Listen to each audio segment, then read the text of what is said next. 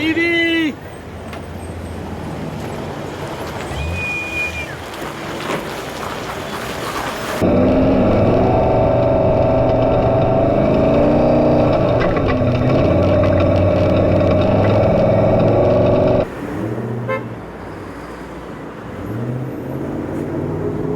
Our goal was just to, hang with the guys up front and just smooth it in, and that's what we did. Yeah, it was fantastic. Very few mistakes today, yeah. Whiskey! The whole experience was wonderful. 5 days is a lot of racing to do when you're the only two people in the car. Your body gets a little beat up.